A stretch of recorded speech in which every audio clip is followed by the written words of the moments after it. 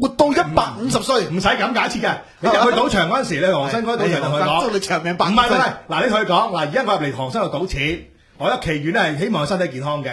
咁即係我賭完錢之後咧，佢都唔好死，咁我咪俾啲錢你使咯，就咁簡單。或者你入到去賭場嘅時候，我賭錢就係咁樣，我入親去賭錢咧，我有10萬買又好，20萬買好咧，我就而家唔賭錢啦。我咧就習慣就係，我就同自己講，喂，今日我要贏1萬，買我贏到8000我走嘅。我永遠唔會贏1萬嘅喎。咁要輸8000。啱啊，齊頭啊！你輸8000嗰日走咗啦，你唔會再賭噶啦。你知唔知我連續咁樣玩咧，贏咗幾十次？喂，就次次都同我咁講1萬，咁我贏8000就走啦。唔使他嘅㗎，他咩嘅？真係㗎，過去賭錢咧，最忌咧就係咩啊？齊頭咧，一定輸到撲街嘅。冇錯。點解啦？贏得9000蚊，贏多1000都齊頭咧。係啊，而家你市場上都有一個大師啦，成日話爭口擺埋嗰口。係啊，玩完咯。我哋聽個口實爆嘅。嗱呢個經驗之談，實爆就爭埋一口。即係咧大眼仔單跳1、3、2、4，你追到最後個口實爆嘅，千祈唔好啊！我買銀行證買窩輪咧，一定唔會賭3點半嘅，3點半就唔玩噶啦。係，如果索夠啊收工啦，係咪先？咪飲杯奶茶，飲杯咖啡下午茶。呢2日大陸咧做咩事？2日都跳水啊！琴日係2點半開始，一聲跳咗落去。其實嗱，唔係冇跳水嗱，如果呢啲嘢其實唔需要研究嘅。係個 market fit，因為大陸執翻4000萬成交，4000萬成交。另外4000億成交，另外咧根本嗰啲衍生工具咧完全發揮唔到作用，因為點解咧？因為大陸股指期貨咧就係調咗倉。咁調咗倉之後咧，嗱大家你記住，而家好慘㗎喎，因為今日咧就係大陸嘅股指期貨結算。咁股指期貨結算咧，而家都係2萬張未平倉合約嘅啫。咁少嘅？喂，以前股指期貨咧有170萬張成交，而家17000張都冇，得翻1%。哇！成交走唔到。但係大家唔好誤會。喂。呢個有黑市交易㗎，有黑池交易㗎。咁黑池交易，喂死啦！咁點交代咧？啲黑池交易點轉倉咧？唯有就玩賓珠針。玩賓珠針咪轉到倉咯。咁啊揸沽都喂咁大波幅，你梗做到啦，同埋梗殺到你啦。嗱，你呢個年代嗱，通天賽你一定記得啦。如果你記得20年前玩黑期，喂黑期你唔記得嗰陣時啊？喂，唔知500點又殺，幾多跌8點又殺。係。喂，嗰陣時佢冇咁大嘅，即係唔俾你咁大啊。係啊，因為佢要殺你啊嘛。好似係500嘅啫。500就殺。咁所以咧，成日嗰陣時問嘅，喂點解今日期指波幅501點咧？日都係501點嘅，就係咁解啦。因為黑期大過內期啊嘛。但係而家香港有夜期之後咧，就黑期就冇咁大。咁但係香港始終都玩賓珠針，因為點解咧？就翻大陸嘅啫。咁跟咗大陸咯，跟咗大陸咪係咯。因為咁樣針咧就幫大陸嗰個期指去結算咁樣。咁而香港亦都要調倉，因為香港嚟緊嘅29號就股指期貨結香港嘅期指結算啊嘛。28號中秋節假期，咁即係得翻5日時間。咁其實莊家有盤嘅，咁莊家有盤咁點咧？莊家有盤而家喂國企指數未平倉合約成30幾萬張，我係新高嚟㗎。因為你其實大家香港要諗啦，即係借呢個時候講啦，要諗嗰啲股指期貨。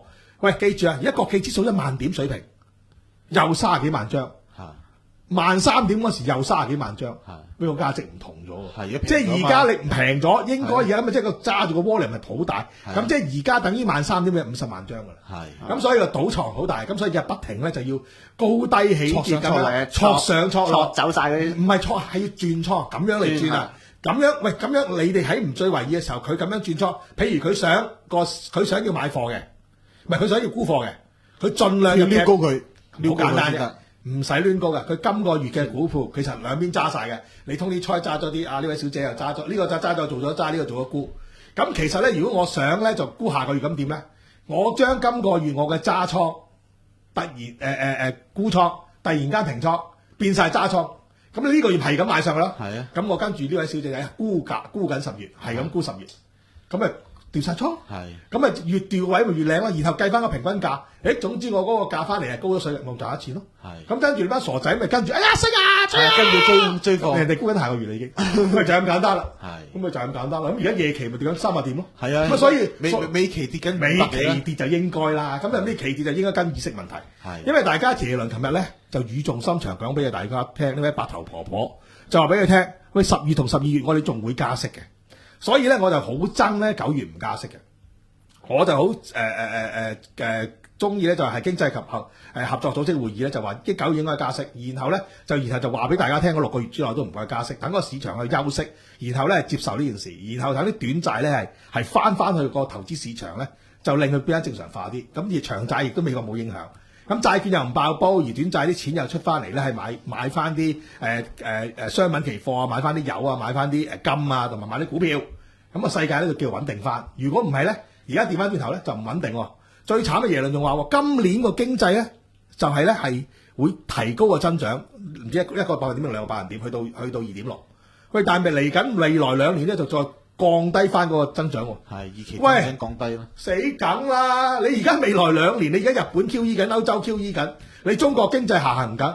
咁你美國經濟即係未來2年就已經瓜得啦，唔係即係焗住調翻轉頭有減息壓力咯。咁唔係我覺得美國調翻轉頭減咩啫？冇得減啊嘛，又加又減咯，咪又 QE 啊，係咯。喂，咁你又 QE 係死梗噶咯喎，咁冇辦法㗎。喂，我哋啲左膠死梗啊！你毒癮已經上咗啦嘛。唔係，咁你而家毒癮上咗，而家你而家再冇辦法㗎。流口水流鼻水實會㗎嘛。你因為8年 QE 就已經做到個貧富懸殊啊！喂，啲人借銀行嘅錢就一嚟就買2厘息美國債，佢就賺硬你1年。我有錢就有錢，跟住我就再攞裏面嗰啲利息，賺到嘅利息走嚟投資下啲資產。喂，邊度一有風險，我就全部掹晒走，我唔買。我唔買咪拍翻晒內個債買晒債券，我有咩問題啊？喂，咁嗰啲咪越嚟越有錢咯。跟住佢出嚟搞就搞到個資產價格上升。喂，呢個世界就越有錢嘅就越有錢，越窮嘅就越窮。喂，咁越有錢越有錢嘅越窮嘅越窮冇關係啊！喂，我住江德道樓上山頂咪山頂，我深水埗咪深水埗咯。但係而家問題唔係呢個問題啊嘛，係跨年紀跨世代啊嘛。老豆老母有錢。我仔女窮啊！個仔女揾唔係個老豆老母買樓俾佢就有錢啦。係咯。咁如果老豆老母冇錢買樓俾佢，咁佢揾到層樓，佢嘅人工，喂，台灣學大學生點解6000蚊人工啊？喂，香港學生我同你講，如果再 QE，香港嘅大學生，如果你唔係精英出嚟嗰班，你係普通大學生，即係你其他，即係你唔係名單裏邊100名裏邊嘅科大同埋港大，你出嚟你真係可能係一個中大嘅學生，你可能都係12000蚊人工，慢慢落翻去10000蚊。呢個我咪話我講個樓盤位就係因為 QE 令到啲錢拍晒喺樓度咯。咁所以老蕭咪唔夠明咯。屌你咩？佢仲要走出嚟講指名道姓通呢菜，喂，真係老實講。湯文亮就嚟都講埋你個名㗎啦，咁你應該老實講，你第日就開個論壇同佢哋辯論。佢同你講話咩樓市會跌啊乜，喂，我當然相信，喂，新樓供應量多，新樓嘅價格係會下跌，但係新樓價格下跌未必代表二手樓個價格下跌㗎嘛。冇錯啦，二手樓我唔賣啊嘛。喂，咁新樓價格下跌，咪大家去買新樓咯。但係而家大家聽到話買新樓係會蝕本喎，名城會蝕錢喎，但係。你買舊樓可能冇蝕錢，買舊樓個個賺錢㗎。嗱，好環買名門嗱，點解咧？我都一度同人講長江樓唔好買啦，因為咧長江係最叻將嗰啲垃圾包裝成豪宅。一脈相連九龍塘嗰個係大圍站嚟嘅。喂，佢賣嘅價錢就當九龍塘嘅打折賣俾你，實際上係大圍。咁當然你買咗之後咧，你咪爭5年都人哋升咗1倍，你都冇份咯。喂，買個名門啱啊！8年前買到而家要蝕㗎。喂，要蝕本喎，人哋升咗3倍，買沙田第一城升咗3倍啦。點解咧？因為咧呢班人當時我都話啦，當呢幾年嘅嗰啲發展商咧，將任何物業都包裝成豪宅，咁啊令到咧嗰啲佢係用一個好大嘅 premium 賣俾你嘅。你用 premium 買一嚿嘢翻嚟嘅時候咧，個市升都冇你份，個市跌你梗係首當其衝啦。當然個市而家開緊100口長莊，冇開個限。係嘛？一路開莊咁你會輸少啲咯，但係咧你係絕對追唔上人升幅，因為你已經因為發展商已經賺埋你未來要賺嘅5年錢啊嘛。咁所以你最近嗰個叫做9建嘅新盤，差唔多成18000蚊尺嗰啲劏房，我叫人唔好買。嗱，點解咧？其實如果你真係冇辦法要上車咧，你都可能要買，但係咧買咗佢之後咧，你又要心理準備咧，就係佢可能係將來人哋升，你冇份升，因為佢賣咗 premium 俾你。你用一個日價嚟同佢買，咁但係嗱新樓亦都有吸引嘅，就係發展商咧包你做到按揭，咁因為而家二手樓咧其實做唔到按揭嘅。係啊，你銀行幾乎唔借㗎，借俾你啊嘛，99%係唔借㗎。你有樓咪借俾你咯，有租收咪借俾你咯。有租收佢都係假設你嗰個租金咧頂到，唔係佢係假設，譬如你而家收咗10萬蚊租咧。我講緊你有10沓樓收緊租啊。哦，咁你借一沓啊。哦，咁就有嗱，咁就有。嗱，而家所以啲人咩人出嚟買樓咧，就係揸住10層樓嘅人出嚟買樓。佢10層樓收嘅租，佢係用現金買嘅，佢唔使借㗎。佢咧等於生仔，10層樓咧可以生2隻，嗰啲仔又生孫。喂，佢係一路生落去嘅。而家就正如你所講，錢就生錢，冇嘅就一路冇。所以而家如果美國利率唔正常化，而嗰啲錢亦都係大家都係爭相咧，係唔將啲錢擺喺一啲有風險嘅投資工具。咪你期貨啊、期油啊、金啊、銅啊、冚唪唥都係咁嘅。你話經濟下滑你就唔買啦，全部都唔買。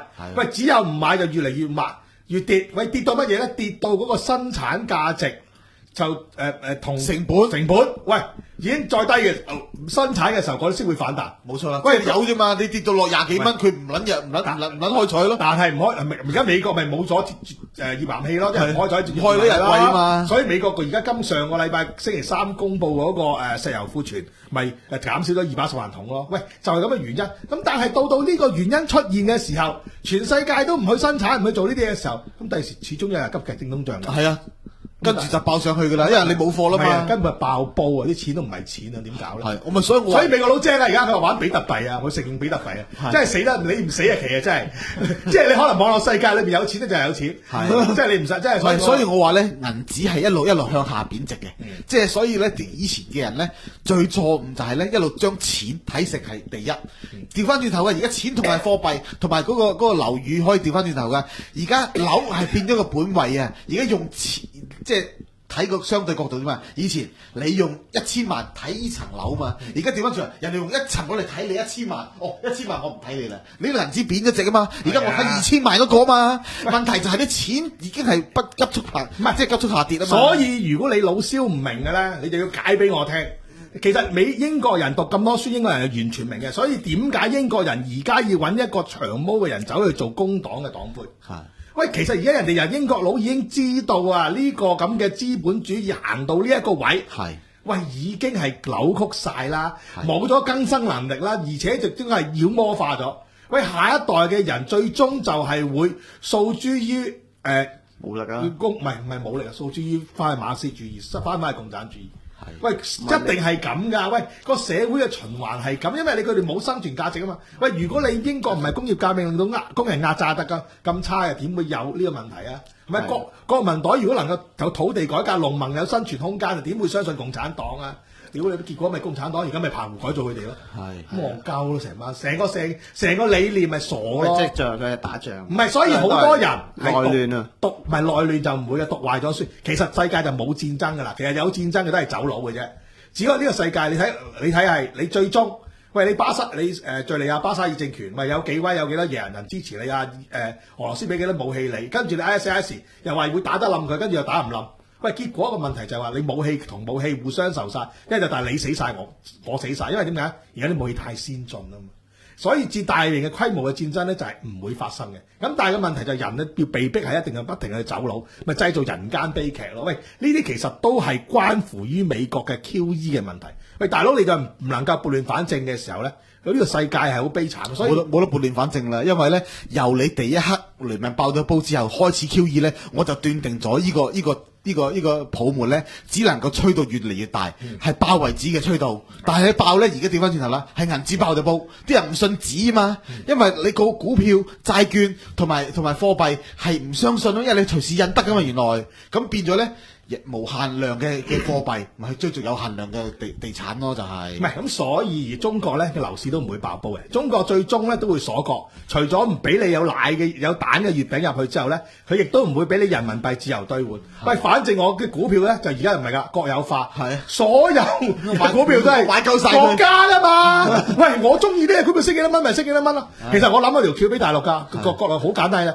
以後你啲國家啲股票咧就咁樣分省分市去買。喂，邊幾個省就買嗰幾隻股票，跟住咧我就睇住你嗰啲省市嘅 GDP。如果你 GDP 下跌嘅時候咧，你個省買嗰啲股票就升。喂，人民就買啦。喂，你買你得到唔係你買到嗰啲股票，我就升俾你升啊！即係我嘅優惠政策，你嗰啲股票就升啊。跟住你嗰手股票升，你就你呢個人民咧就可以收多啲嗰啲股息。而得到生活，佢就咁簡單啦。好似淡馬錫咁喎，係好似淡馬錫咁。喂，但係呢個咧係主導嘅，即係地區性、區域性基金。咁大家互相去競爭、互相去排比咯，咪咁點樣做咯？咁佢就有晒競爭力啊！哇，咁啊真係冇窮人㗎咯喎！喂，呢啲其實呢條橋好簡單嘅，呢個夜總會媽咪制度分唔同組，咁你咪生意好啦。所以呢個朱鎔基使乜問朱鎔基啊？問下雲圖，喂搞掂啦！呢啲經濟係咪好新嘅經濟學？係冇錯。喂。講住少少好啦，唔好教咁多。係，下次翻嚟再傾。生活態度就喺呢度。hkpeanut.com